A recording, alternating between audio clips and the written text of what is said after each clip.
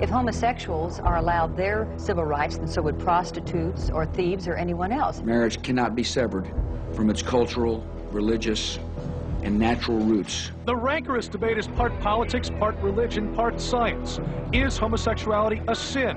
Is it a choice? It is sin because the Bible says so. I've never seen a man in my life I wanted to marry. If one ever looks at me like that, I'm going to kill him and tell God he died. God says in the Old and the New Testament that it's an abomination. God calls it an abomination. It's an abomination. It's an abomination. The earliest recollection that I have of first thinking, wow, I'm different.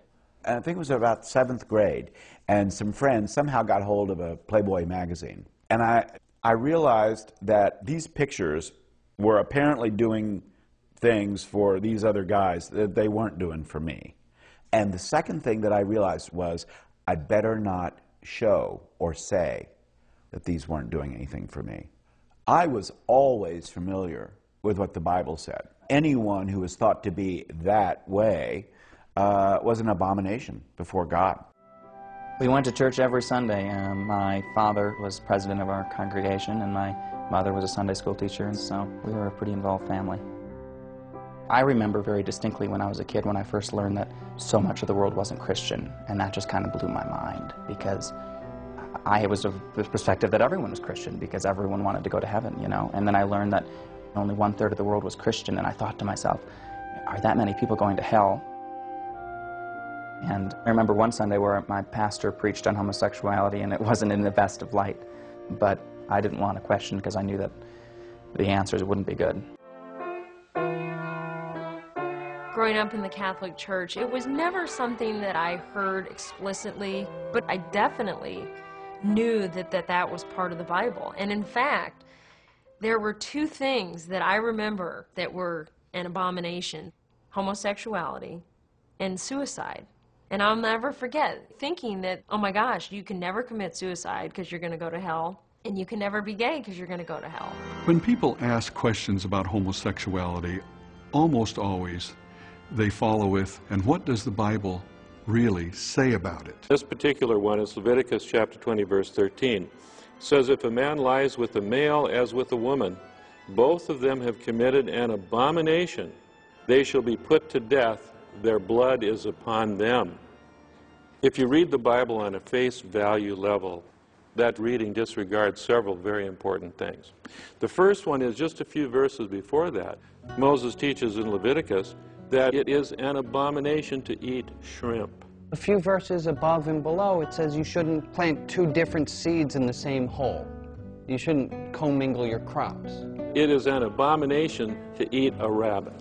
There's other law that says you shouldn't wear linen and wool together. It was not innately immoral for a Jew, but it was an abomination. Thing to recognize the historical context in which this was written. That particular section on a man not lying with a man goes to procreation. It is about a nation trying to grow. At the time, the Hebrew people understood that male seed was actually all of nascent life contained right there. Women had nothing to do with actually the birth except for just incubation. So that particular section was about saving seed only to procreate so the nation could grow. I like your show. I like how you call homosexuality an abomination. I don't say homosexuality is an abomination, Mr. President. The Bible does. Yes, it does. Leviticus 18:22. Chapter and verse. I wanted to ask you a couple of questions while I had you here. I'm interested in selling my youngest daughter into slavery as sanctioned in Exodus 21:7. She's a Georgetown sophomore, speaks fluent Italian, always cleared the table when it was her turn. What would a good price for her be? While thinking about that, can I ask another? My chief of staff insists on working on the Sabbath. Exodus 35:2 clearly says he should be put to death. Am I morally obligated to kill him myself, or is it okay to call the police? It was hard to hear. He told us that he had told Britta a year before, and I just thought, a whole year? He told somebody, and he couldn't tell me. A lot of stuff happened. My Dad had a brick thrown through his office window. My car window was smashed in. When the windshield was broken, then I thought, you know, this is getting very bold. And I remember never being able to go to sleep until Jay got home at night. Because, you know, you just think. But see, also gay bashing is kind of fun, you know. It's kind of fun? Because when they come out of their, like, gay bars and stuff and they're walking, and you beat them up and they're like, oh, leave me alone. They're so fat. Ugh, you know, they're like They're wimpy. Is that what you're saying? Not wimpy, but they're just like, you know, gay. Is it a choice? I heard it is. Hello. What's your name? Christian. Well, Christian, let's see what the latest science has to say. Oh, that. To help us, here are two gay people, George and Martha. Before we can answer, is it a choice, we must first determine what it means to be gay. How do you know you're a homosexual? The same way you know that you're straight. Since the 19th century, many theories about homosexuality have been offered that are untestable and contradictory. Male homosexuality is the result of an absent father and an overbearing mother. See ya. Stand up straight, dear. And the female homosexual has never recovered from her anger over not having the penis.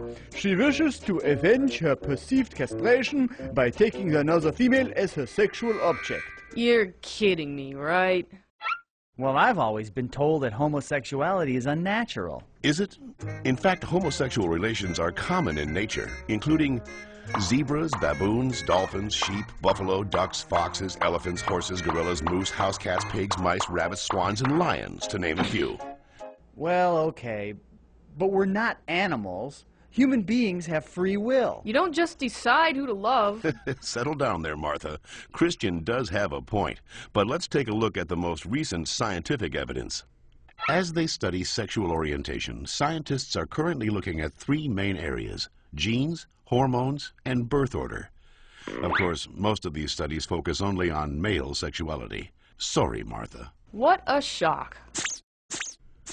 Let's first look at studies of identical twins. Hi. When one identical twin is a gay man, the other twin is gay up to 70% of the time, far higher than would occur if genes played no role. In fact, these studies show that genes play a greater role in determining sexual orientation than they do in whether or not you're right or left-handed. And we don't punish the left-handed. Well, not anymore. Let's get it! Scientists have recently noticed a striking statistical phenomenon. Studies show that having older brothers increases the odds of a boy being homosexual. Moms always baby the youngest, making them gay. No, that's not it. When a woman is pregnant with a boy, scientists are realizing that her female body often sees the male fetus as a foreign object and begins to produce antibodies against it. The more boys a woman has, the more adept her body becomes at feminizing the fetus, which may explain why with every successive boy, the odds that he will be gay go up significantly. All right, maybe you all accept it, but what about those people who started out gay and say they became straight by discovering God? What about ex-gay ministries? Even so-called ex-gay ministries don't claim to change a person's inner sexual desires, just his or her sexual conduct. We're still gay. If these places really work, why don't they all use the same technique? Why does each ministry experiment its own way? Well... And why have so many members and leaders recanted earlier claims that they were changed? Maybe these programs don't work for everyone, but what's the harm? How about the feelings of shame and guilt they instill and reinforce in their victims? Or the money, energy, and time they sap from people who have nothing wrong with them? Says you. Well, in point of fact, not just George says that, Christian. The American Medical Association, the American Psychiatric Association, the American Psychological Association, the American Psychoanalytic Association, the American Academy of Pediatrics, and the National Association of Social Workers have all stated that homosexuality should not be treated as a mental disorder, and that they oppose attempts at reparative or conversion therapy, and that sexual orientation is not a choice and cannot be changed. So that's it. I'm supposed to believe that it's not a choice just because all those doctors and scientists say so? Or you could just ask us. I do know this one girl named Heather who goes back and forth, but she's Shut up. The information in this educational cartoon is based upon studies that can be found in any university library, with the possible exception of the Bob Jones University in South Carolina. And it was all like a fresh wound. I think if somebody would have asked me then if I could just take a magic wand and wave it and have Jake become straight, I think I would have waved the wand. I think now, how ridiculous. If I had that wand now and could just wave it and make Jake straight. No way. That's part of what Jake is, and part of who he is, and part of the wonderful qualities he has, and part of the reason I love him so much.